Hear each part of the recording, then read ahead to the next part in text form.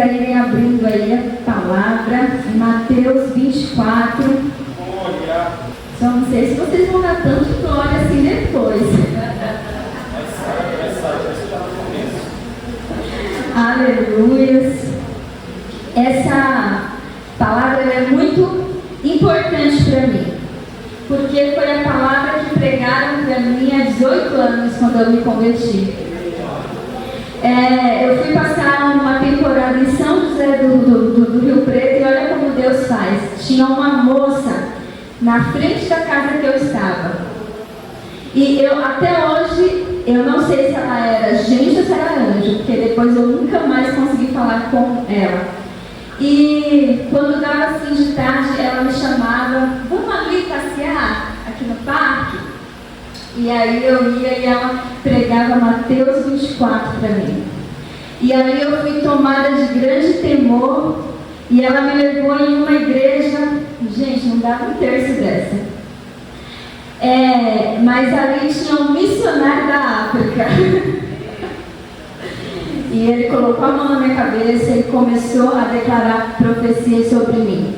E uma delas era que Deus estava mudando o meu cativeiro e que muitas lutas eu iria passar, mas Ele ia estar comigo em todas elas. 18 anos se passaram, muitas lutas, eu não imaginava o que eu iria passar, mas em todos os momentos Ele esteve comigo, até hoje. E eu continuo queimando de amor por Ele. E eu lembro que eu queria saber como que era esse negócio, porque eu já fui no fogo, gente, a igreja era do fogo. Eu não passei pelo, sabe, eu já fui fogo. E eu me trancava, falava: eu vou saber como que é jejuar. Aí falavam pra mim: bom, deve ser ficar trancada no quarto o dia inteiro. E eu lembro que um dia eu fiquei trancada, tinha 16 anos, gente. Eu fiquei trancada ali, e quando eu fui orar, falavam pra mim: tem que orar com a boca no pó. Então eu ia com a boca no pó. E eu tinha uma Bíblia preta, adventista de estudo. Amava aquela Bíblia. E enquanto eu chorava ali, uma das experiências que eu tive, quando eu peguei em cima da minha Bíblia, eu chorei óleo. Foi a primeira experiência que eu tive. E de lá pra cá foi no azeite. Deus me enfiou no azeite. E eu amo a palavra dele, e essa foi uma das. E quando o João cantou aqui, eu quero me esvaziar, eu comecei a chorar aqui, porque foi daquela época, né? Nívea, diante do trono, era aquela época, daquele grande mover. E eu tinha tantas experiências com Deus, e essa foi uma delas, em que Deus falava para mim: eu vou te ensinar a se esvaziar. Só que lavando a louça da minha casa, o meu primeiro filho era assim como o Noah. Porque a gente pensa que quando vem as profecias sobre nós vamos direto, né? Altar, nações. E Deus me levou para dentro da minha casa por mais de 8 anos. Era adoração profunda, sem altar, sem microfone, sem ninguém ver, só eu e ele. E era muito melhor do que o altar, porque a presença dele é melhor do que qualquer coisa que nós possamos ter. Amém? Mas vamos lá para a palavra do 1 ao 14. Jesus saiu do templo. Enquanto caminhava, seus discípulos aproximaram-se dele para lhes mostrar as construções do templo. Jesus, estão vendo tudo isso? Vocês estão vendo tudo isso? Perguntou ele. Eu lhes garanto que não ficará aqui pedra sobre pedra. Serão todas derrubadas. Tendo Jesus se assentado no Monte das Oliveiras, dirigiram-se a ele em particular e disseram: dize-nos quando acontecerão essas coisas e qual será o sinal da tua vinda. Jesus respondeu: cuidado que ninguém vos engane, pois muitos virão em meu nome, dizendo eu sou Cristo, e enganarão a muitos. Vocês ouvirão falar de guerras e rumores de guerras. Mas não tenham medo, é necessário que tais coisas aconteçam, mas ainda não é o fim. Nação se levantará contra nação, reino contra reino, haverá fomes e terremotos em vários lugares. Tudo isso será o início das dores. Então eles os entregarão para serem perseguidos, condenados à morte, e vocês serão odiados por todas as nações por minha causa. Naquele tempo, muitos ficarão escandalizados, trairão e odiarão uns aos outros, e numerosos falsos profetas surgirão e muitos falsos profetas surgirão e enganarão a muitos. Devido ao aumento da maldade, o amor de muitos se esfriará. Mas aquele que perseverar até o fim será salvo. E esse evangelho do reino será pregado em todo o mundo como testemunho a todas as nações. Agora vamos abrir em 2 Timóteo, rapidinho.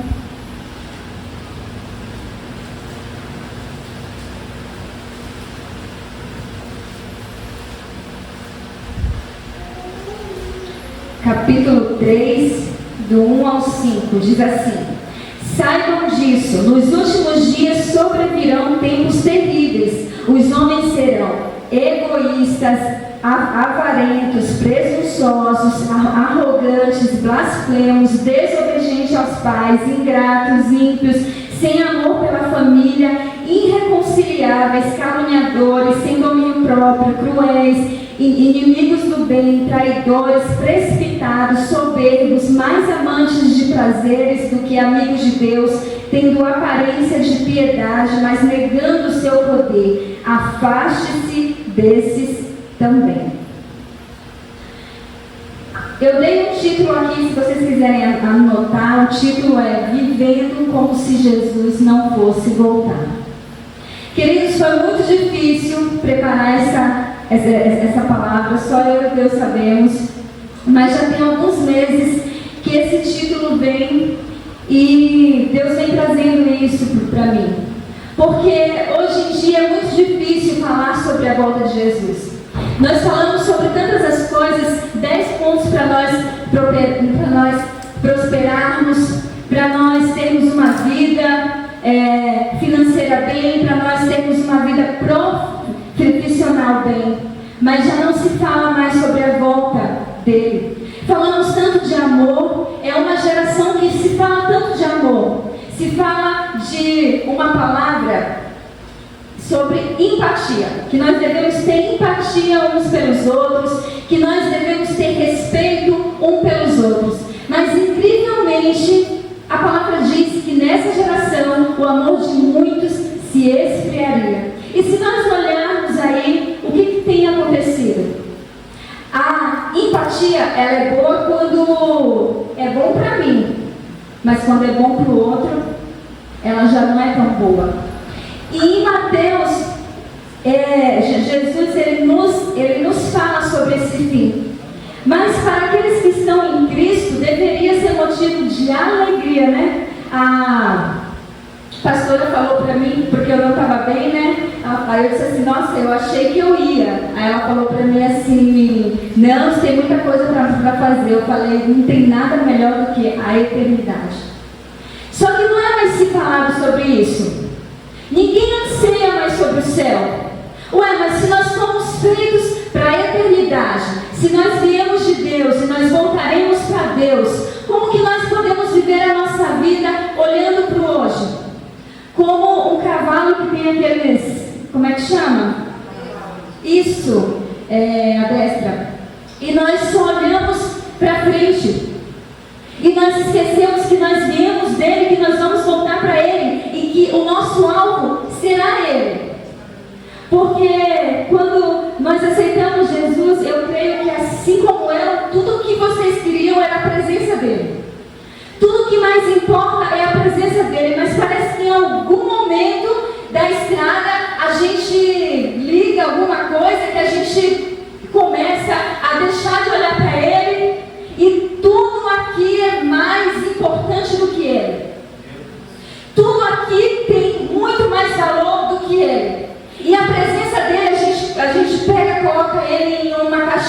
e faz como um caixa 24 horas.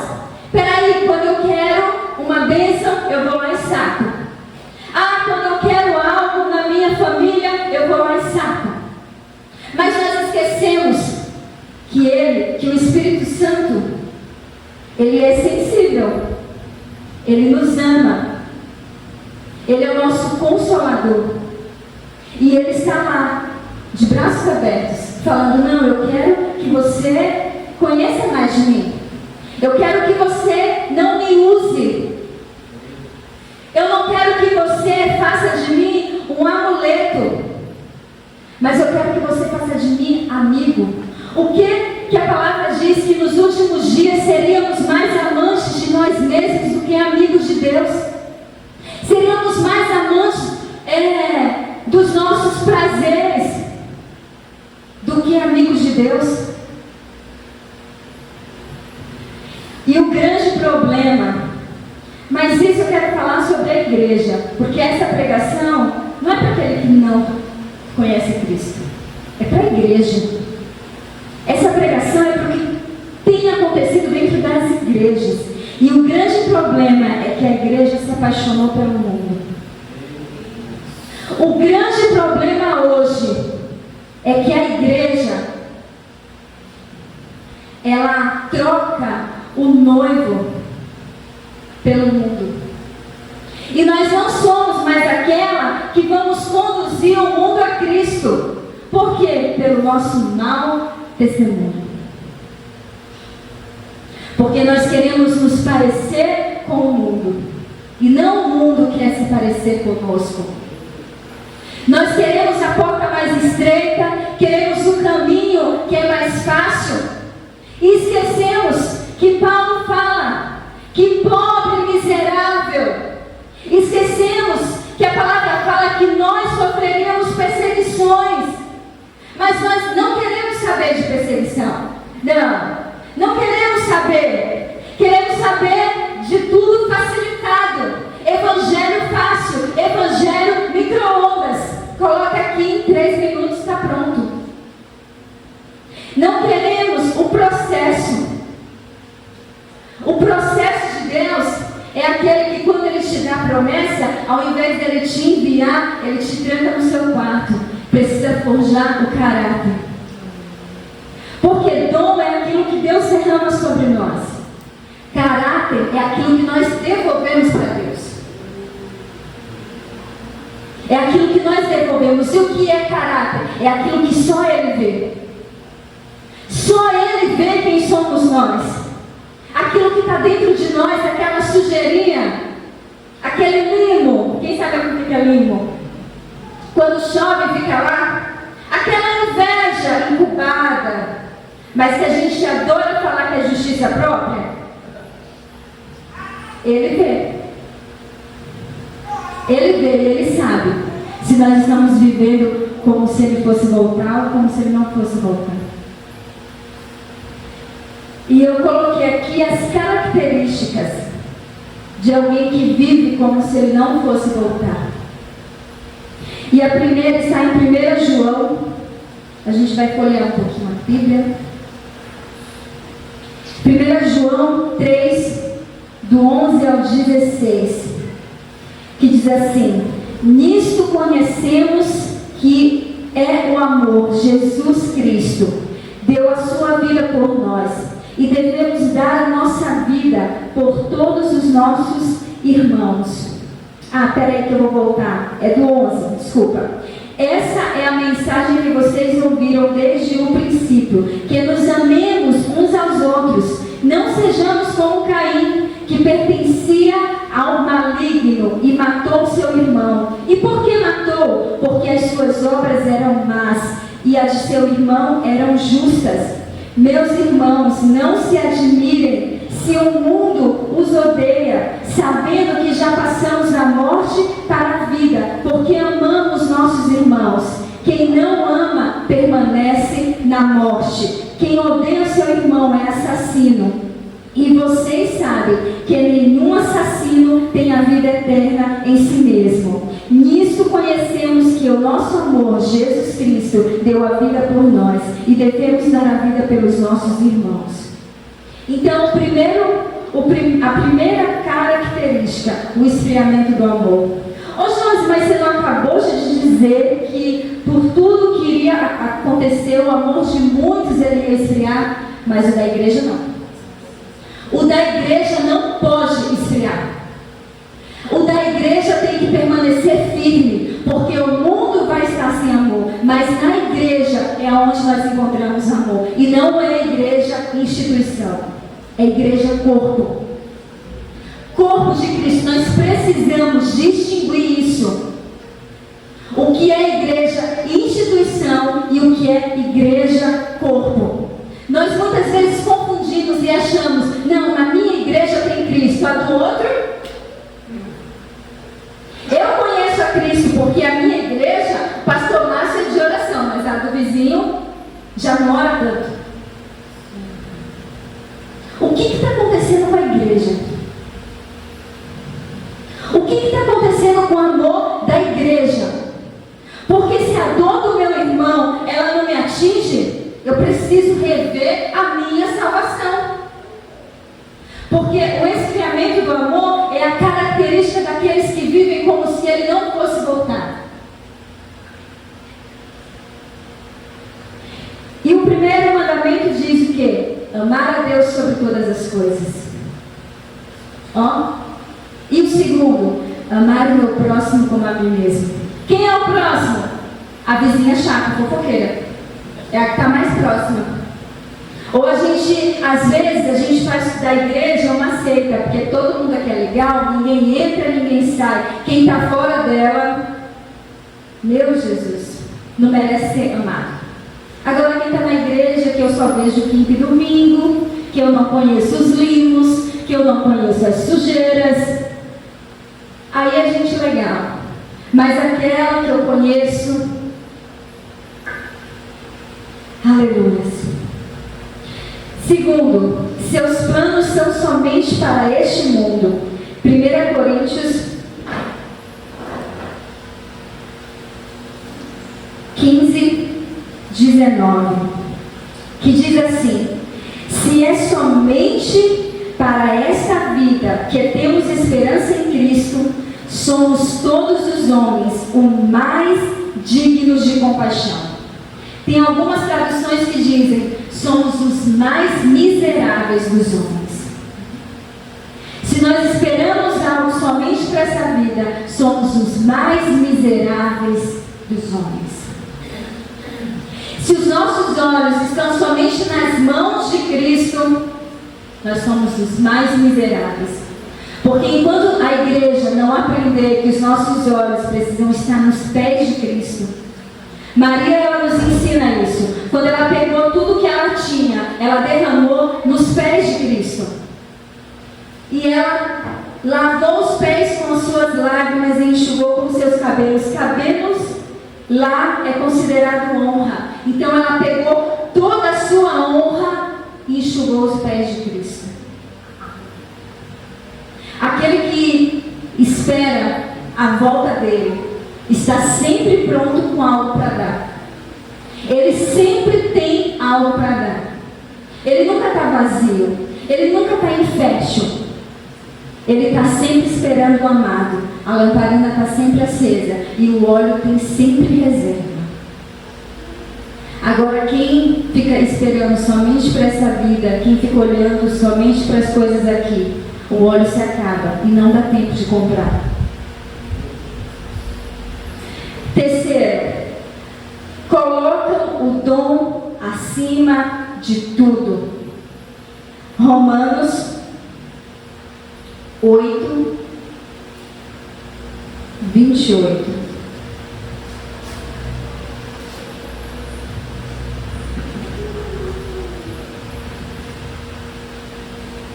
Sabemos que Deus age em todas as coisas, para o bem daqueles que o amam, dos que foram chamados de acordo com o seu propósito. Quando a gente, principalmente do louvor, quando a gente pergunta, né? Por que você está aqui? Por que você quer participar do louvor? A primeira coisa que a gente ouve: Eu quero cumprir o meu chamado. Só que, biblicamente, todos nós temos um chamado. E eu acredito que todo aquele que entende o único chamado que nós temos, ele está apto a fazer qualquer coisa. Mas enquanto ele não entende esse chamado, ele só está suprindo a sua necessidade. E qual que é esse chamado? Ide ao mundo, pregai o evangelho a toda criatura. Quantas vezes você já pregou na sua rua? Quantas vezes você já cantou na praça? Eu já cantei várias vezes, puxando a caixa de som, carregando na bicicleta. Quantas vezes você pregou na rua? Quantas vezes você foi em presídios? Quantas vezes os hospitais já ouviram falar o seu nome? Mas nós queremos pegar o nosso dom e fazer isso. Só que isso aqui, sem esse azeite aqui, não vale de nada. O nosso dom, sem a unção, emociona. E o crente que só quer emocionar, ele precisa questionar a sua salvação. O seu dom, ele não tem nenhuma utilidade. Aprenda isso. Eu aprendi isso com o Espírito Santo. Ele não tem nenhuma utilidade a não ser servir. É só essa. Se você canta, é para servir a igreja. Se você prega, é para servir a igreja. Se você é intercessão, é para servir a igreja. Se você limpa, é para servir a igreja. Se você toca alguma coisa, é para servir a igreja. É sempre o outro. Jesus, ele nos mostra, gente, a Bíblia eu amo toda, mas o que eu mais amo é os evangelhos. E às vezes eu fico pensando, se Jesus, ele viesse hoje, porque a gente tem uma visão completamente errada de Jesus. Se ele viesse hoje, não respondam para mim, mas eu quero que vocês pensem, onde será que ele estaria pregando? No meio de quem ele estaria andando?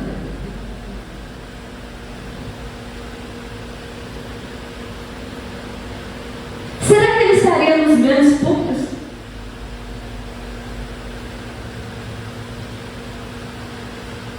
Onde Jesus estaria? Porque Jesus foi o maior revolucionário. Talvez nem os pastores aceitariam Jesus nessa época, se ele viesse hoje. Porque na verdade ele batia nos fariseus e amava aqueles que ninguém queria. Ele disse para uma mulher que foi pega em adultério: quem tiver pecado, que atire a primeira pedra. Mas ele dizia: hipócritas, vocês que fazem jejum e espalham para todo mundo que estão jejuando. Hipócritas, vocês que estão nos templos fingindo, fazendo grandes orações, e os seus corações estão longe de mim.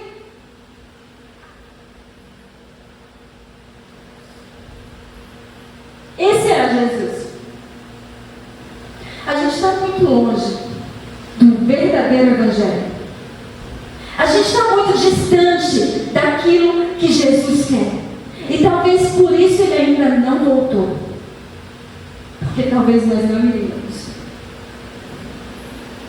Isso não é motivo de se alegrar, mas de chorar.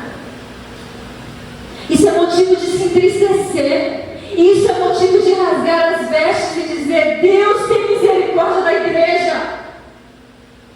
Porque a igreja é a noiva.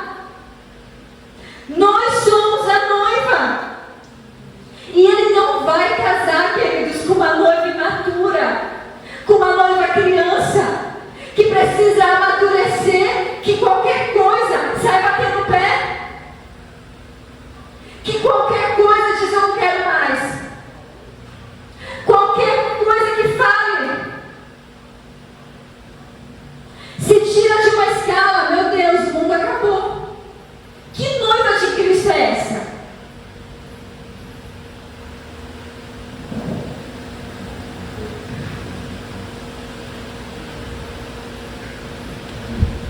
que acha que folhas são frutos. Nós estamos vivendo em um tempo em que achamos que folhas são frutos. Jesus, em Mateus 21:18, ele chegou em uma árvore, em uma figueira, e ele estava com fome. E era tempo daquela figueira dar frutos. Mas ele olhou para aquela figueira e a palavra diz: só encontrou folhas. Então ele disse: nunca mais dê fruto de ti. Mas como é que é isso, Josi? As pessoas, quando perguntam assim: você está dando frutos? Estou pregando, estou evangelizando, estou limpando a casa do Senhor, estou tendo folhas. Mas o que é frutos? Gálatas 5.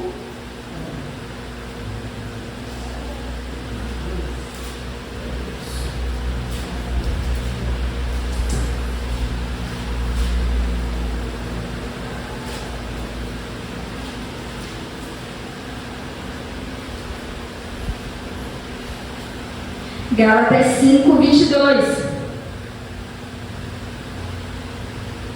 Mas o fruto do Espírito é amor, alegria, paz, paciência, amabilidade, bondade, fidelidade, mansidão, domínio próprio. Contra essas coisas não há lei.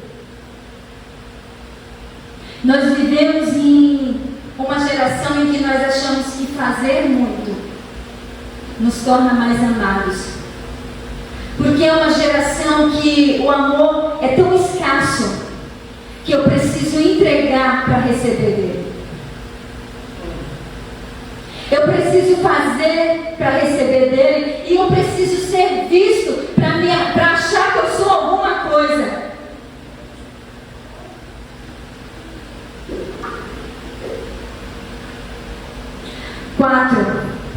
Tem pavor da morte. Vamos voltar lá em Romanos 8.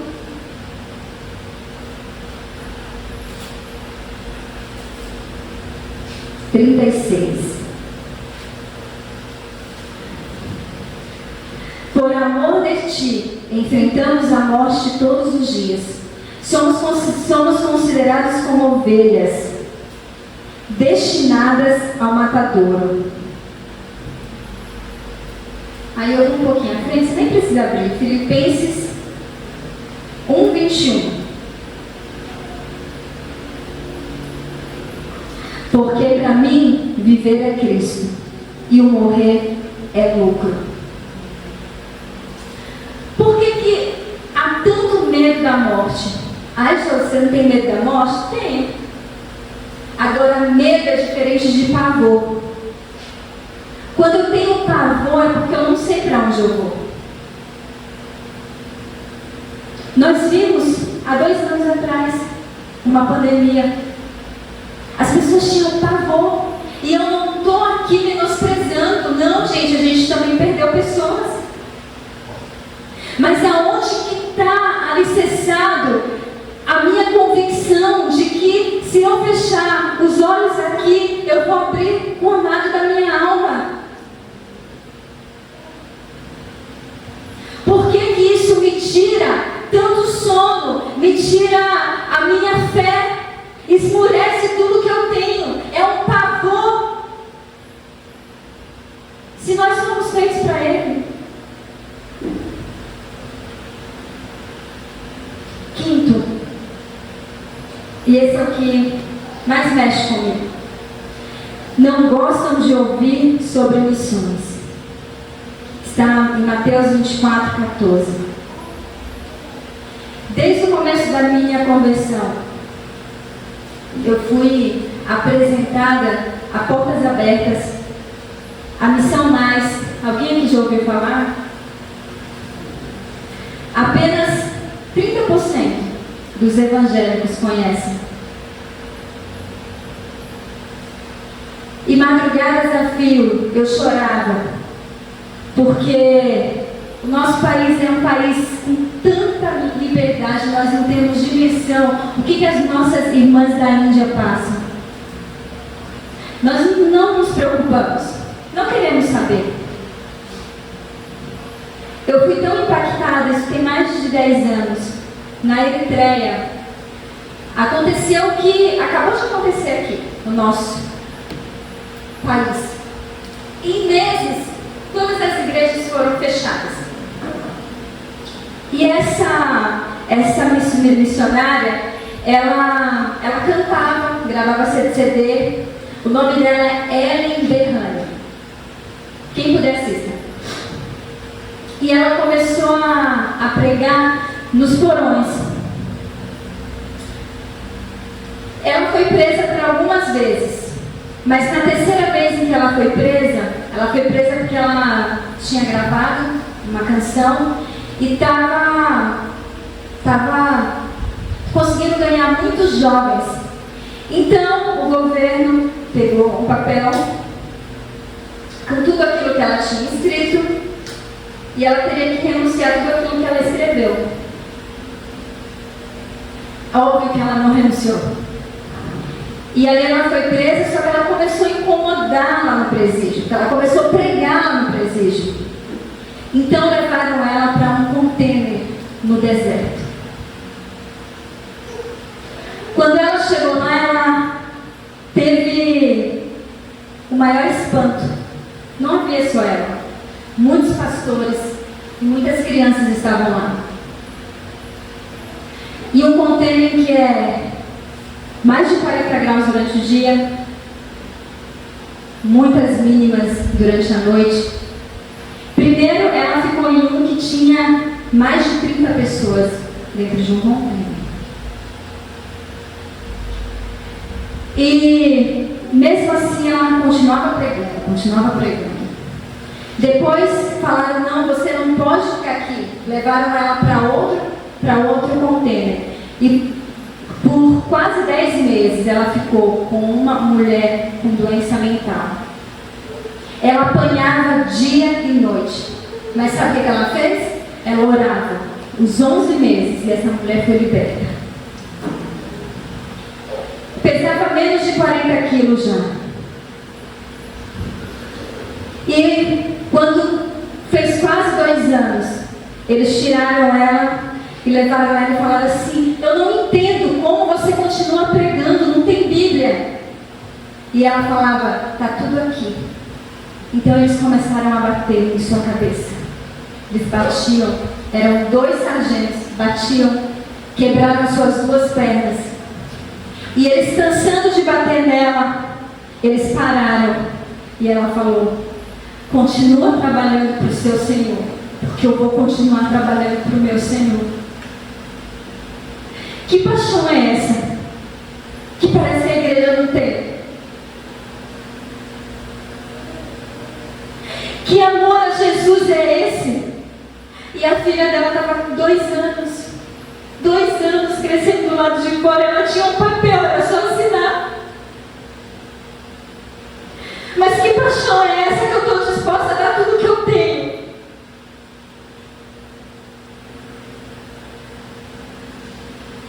Que amor ao Evangelho é esse? Que eu amo tanto e eu devoro tanto aqui, que quando eu não tiver mais isso aqui, eu vou continuar pregando.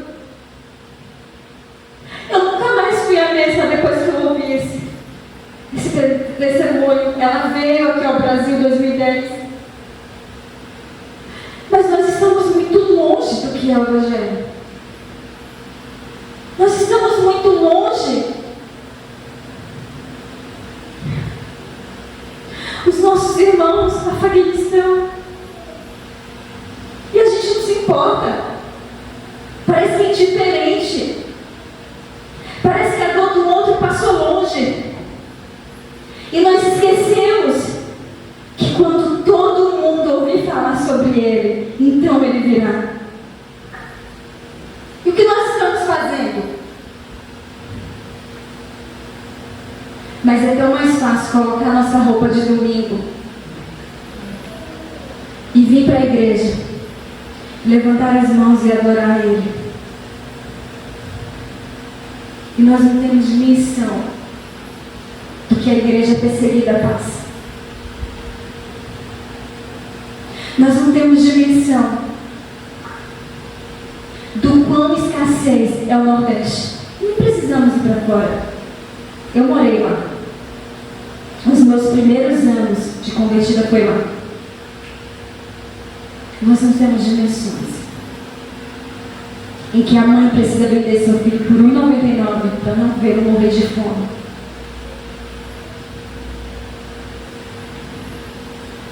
Onde crianças no Ceará estão sendo prostituídas porque elas não têm o que comer.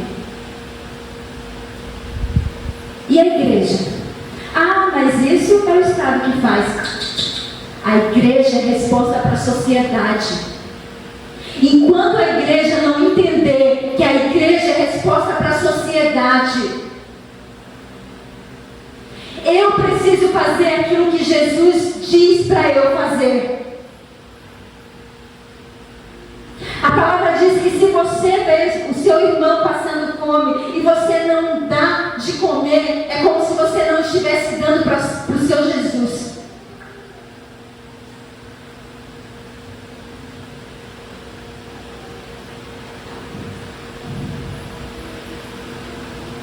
Nós precisamos voltar imediatamente para o que é o Evangelho. Sexto, não se preocupa em formar a próxima geração.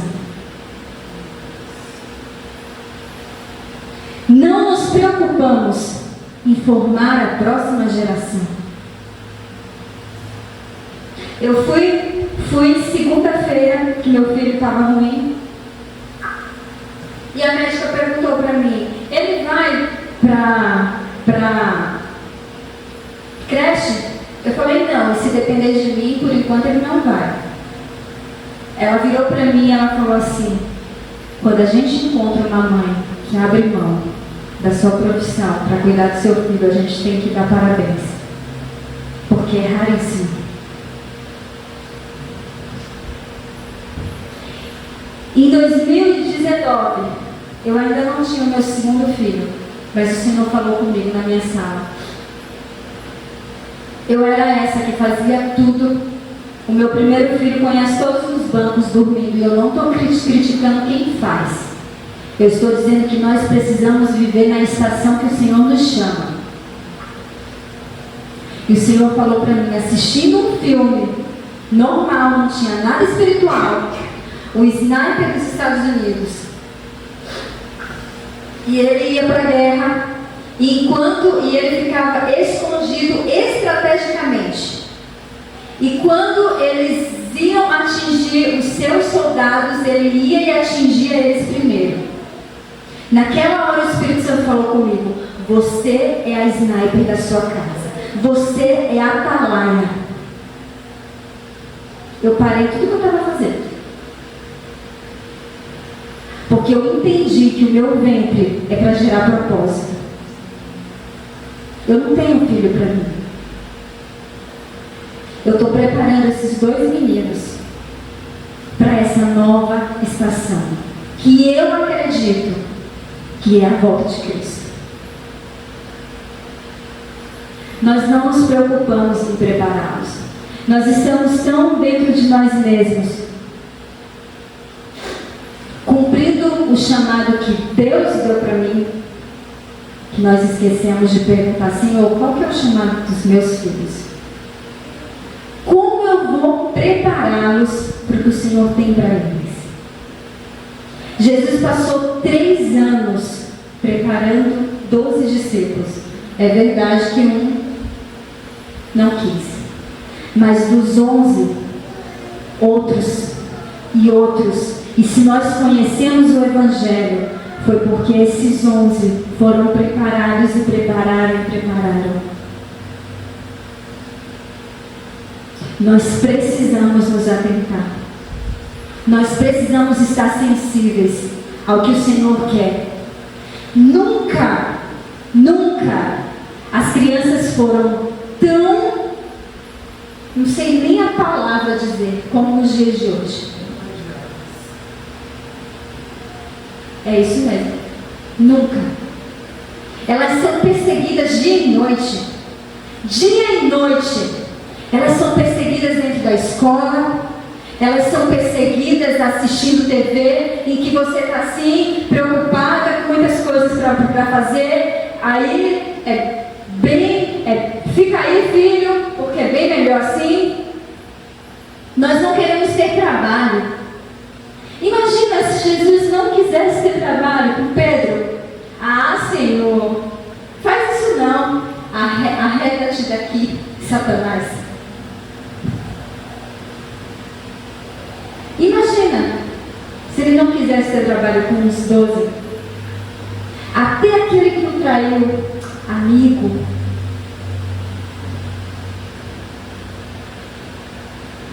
Nós somos os responsáveis.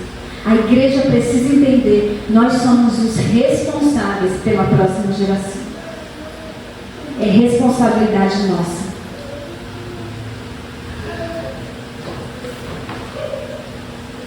E por último, já passei até do tempo. 2 Timóteo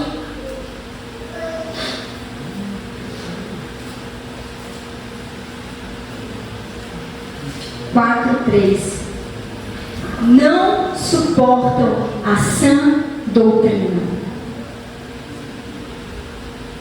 Pois virá o tempo em que não suportarão a sã doutrina. Ao contrário, sentindo coceira nos ouvidos, juntarão mestres para si mesmos, segundo seus próprios desejos. Eles se recusarão a dar ouvidos à verdade, voltando-se para os mitos. Você, porém, seja moderado em tudo, suporte os sofrimentos, faça a obra de um evangelista, cumpra plenamente o seu ministério. Paulo formou Timóteo. E esse é o conselho que Paulo dá para mim. Nós estamos em um tempo em que nós não queremos ouvir falar. Não queremos ouvir falar sobre isso. É religiosidade, tudo é religiosidade. Pecado virou religiosidade.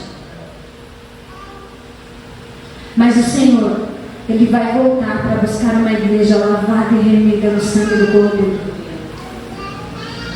Ele vai voltar para casar com uma igreja madura, com uma igreja que ama aquilo que Ele ama. E a palavra diz que aquele que obedece os meus mandamentos, esse me ama.